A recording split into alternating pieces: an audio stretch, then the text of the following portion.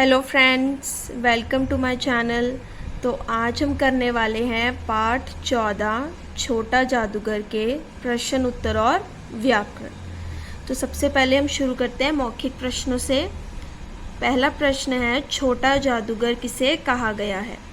उत्तर, छोटा जादूगर एक छोटे लड़के को कहा गया है। दूसरा प्रश्न, बिजली कहाँ जगमगा रही थी? उत्तर, बिजली कार्निवल के मैदान में जगमगा रही थी। अगला प्रश्न, लड़के के पिता जेल में क्यों थे? उत्तर, लड़के के पिता देश की खातिर जेल में थे। चौथा प्रश्न, लड़के ने कितने खिलौने जीते? उत्तर, लड़के ने 12 खिलौने जीते। पांचवा प्रश्न, क्या तुम्हें छोटा जादूगर अच्छा लगा?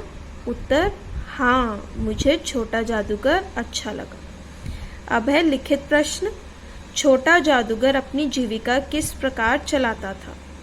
उत्तर, छोटा जादूगर ताश के पत्तों और निशानेबाजी से जीते गए 12 खिलौनों की मदद से खेल दिखाकर अपनी जीविका चलाता था।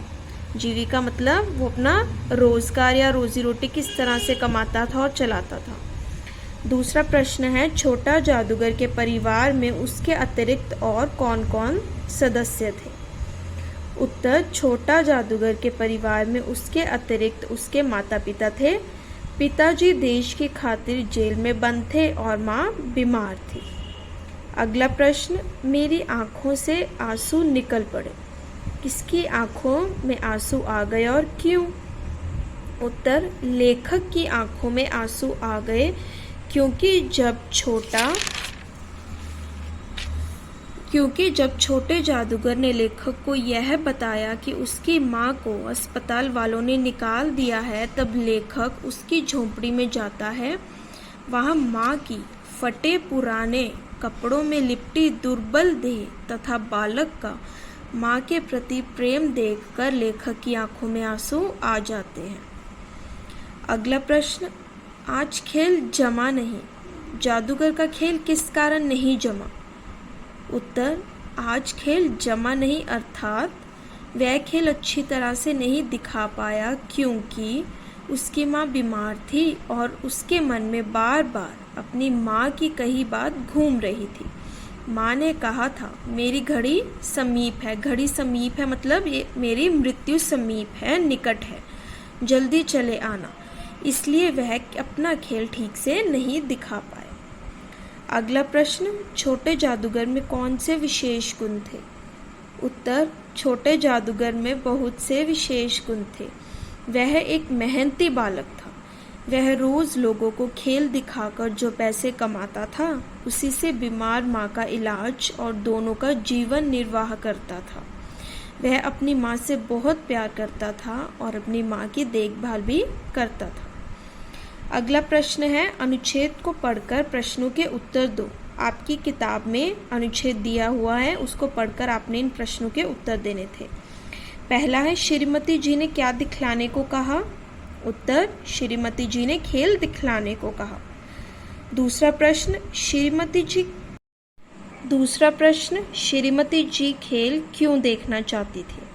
उत्तर, श्रीमती जी अपना मन बहलाने के लिए खेल देखना चाहती थी। अगला प्रश्न, खेल में किनका अभिनय दिखाया गया? उत्तर, खेल में खिलौनों का अभिनय दिखाया गया। अगला प्रश्न, 1 रुपया मिलने पर छोटे जादूगर ने क्या किया? उत्तर, 1 रुपया मिलने पर छोटा जादूगर खुशी से उछल पड़ा। तीसरा प्रश्न है, सही उत्तर चुनकर सही का निशान लगाओ। पहला है, लड़का कार्निवल के मैदान में पर्दे के पीछे क्यों नहीं जा सका? वह जाना नहीं चाहता था, उसे वह खेल पसंद नहीं थे, वहाँ टिकट लगता था या उसका कोई साथी नहीं था। जैसा कि हमने पाठ में पढ़ा है, वह एक निर्धन बालक था। निर्धन मतलब जिनके पास बहुत धन नहीं होता, तो उसके पास कार्निवल में जाने के लिए टिकट नहीं थी, इसलिए वह पर्दे के पीछे नहीं जा सका। दूसरा है, पहली बार लेखक ने लड़के की माँ को झोंपड़ी में किस दशा में देखा? खाना पकाते हुए, चीथड़ों में लिपटे और कांपते हुए, खाट पर आराम करते हुए या कंधे पर कंबल डाले हुए।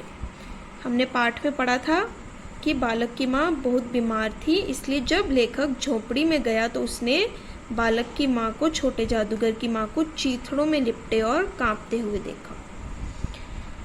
आगे है व्याकरण, जिसमें सबसे पहला है इन शब्दों का शुद्ध उच्चारण करो।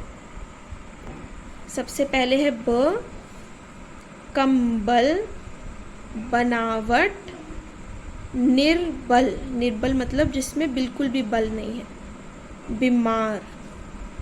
अगला है व, फव्वारा, विषाद, वाणी, भाव। आगे है बहुवचन शब्द लिखो। कुर्ता। कुर्ता मतलब एक की बात हो रही है तो ये एक वचन हुआ। इसका बहुवचन मतलब बहुत ज़्यादा। अगर हमारे पास बहुत ज़्यादा कुर्ते हैं तो हम क्या बोलेंगे? कुर्ते। एक है तो खिलौना, बहुवचन में खिलौने। वैसे ही फव्वारा का फव्वारे, रुपया का रुपए, बिल्ली का बहुवचन है बिल्लियाँ, चूड़ी का चूड़ियाँ, झोपड़ी झोपड़ियाँ, रस्सी रस्सियाँ। अगला प्रश्न है लिंग बदलो। लड़का लड़की, श्रीमती श्रीमान, बिल्ली बिलाव, माँ पिता, चिड़िया चिड़ा, जादूगर जादूगरनी। आगे है वर्ण विच्छेद करो। मैदान। अब इनको हमें वर्ण विच्छेद करके बताना है।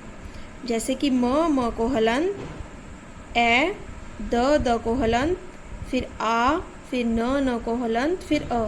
मैदान।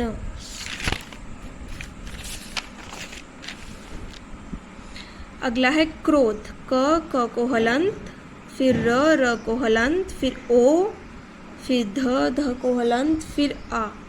क्रोध। अगला है रस्सी। र, फिर अ, फिर स को हलंत, फिर स को हलंत, फिर बढ़ी रस्सी। अगला है खिलौने। ख को हलंत, फिर ई, फिर ल को हलंत, फिर ओ, देन न को हलंत, फिर ए। खिलौने। क्योंकि। क को हलंत, य को हलंत, ओ, क को हलंत, देन ई। क्यों की।